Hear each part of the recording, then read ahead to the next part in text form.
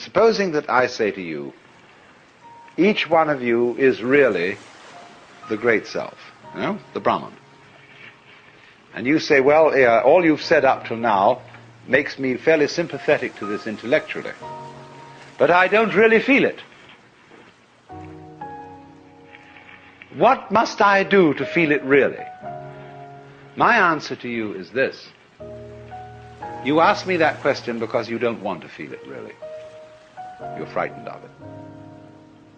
And therefore what you're going to do is you're going to get a method of practice so that you can put it off.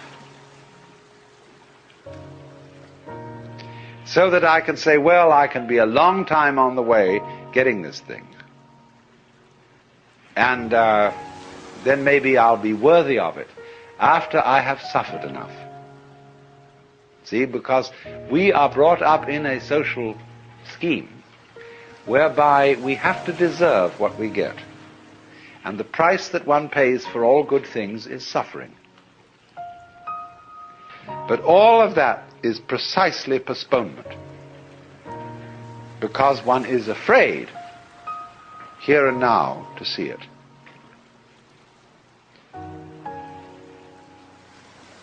If you had the nerve, real nerve, you would see it right away.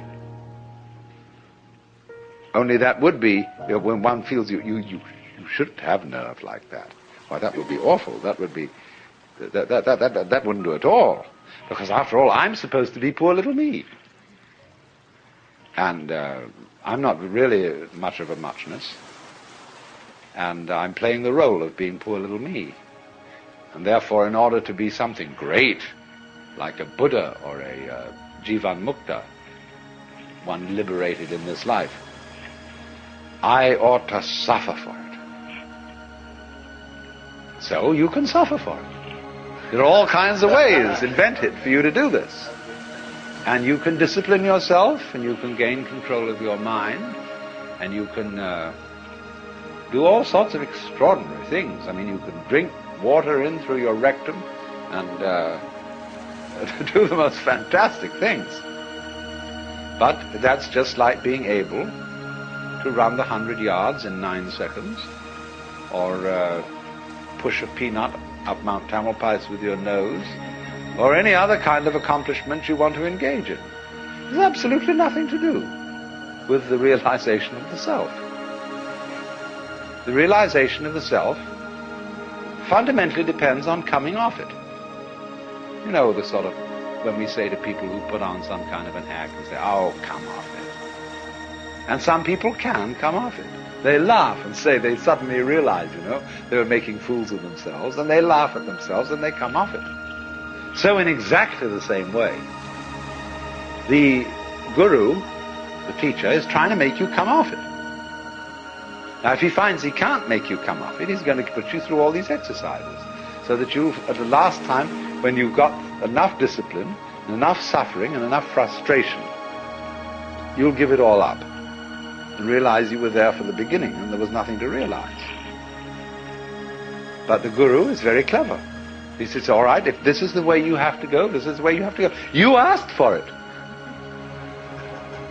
You came to me, I didn't invite you, you see, the guru says. You came to me and said, I want to learn yoga. Well, he said, yoga is union. You're tattvamasi, you're that. Well, no, you say, I'm sorry, I don't understand that, because I only get it intellectually, I don't feel it. Oh, he says, you're one of those. So I see, I've got to satisfy you. The customer is always right. No? I've got to give you all this work to do, because you can't see directly that this is so. But he's looking at you in a funny way, you see. The guru is always saying to you, what are you doing? What's your game? Imagine, for example, a father confessor, and you feel terribly guilty that you've committed murders and robberies and adulteries and fornications and all kinds of arson and injury to people and financial shenanigans. And you go to this man and say, I am a terrible sinner. Oh, he says, really? He said, I have murdered somebody. He says, how many times? And you think, oh, good Lord, this man doesn't realize how awful I am. And you recite all these things. He's perfectly calm. And then you say to him, well, you don't seem to be very shocked. We said you haven't confessed any serious sins. He said, what do you mean by a serious sin? Well, he said, what do you think? Well, I don't know. I just feel wrong. I just feel there's something in the basis of me that tells me that I am not what I ought to be. Could it be that I'm spiritually proud? That I'm egocentric?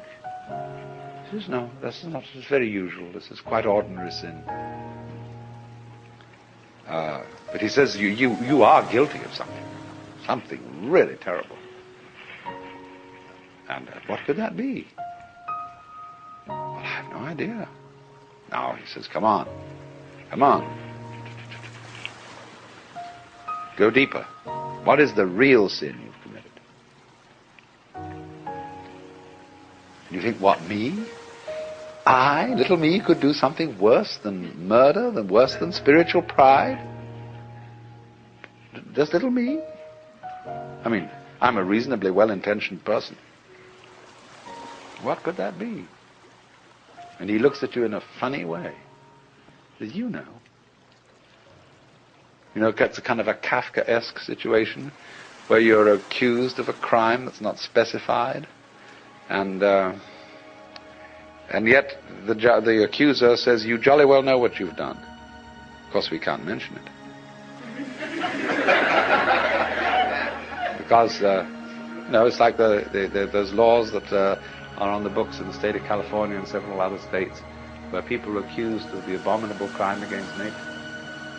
Nobody knows what it is. I mean, it can't be mentioned. It's too dreadful to be talked about. So this guy does the same thing, but it's in a different dimension. You've done it. Now what did you do? See, the real crime is that you won't admit you're God. That's false modesty. So the Guru challenges, you see. He challenges you. If you raise the question, he doesn't go out and preach in the streets. Say, come on everybody, you ought to be converted. He sits down under a tree and waits. And people start coming around, and they offer him propositions. He answers back.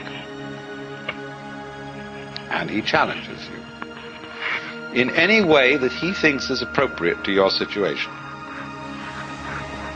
Now, if you've got a thin shell and your mask is easily dispatched with, he simply uses what we might call an easy method. He says, listen, Shiva, come off it. Don't pretend you're this guy here. I know who you are.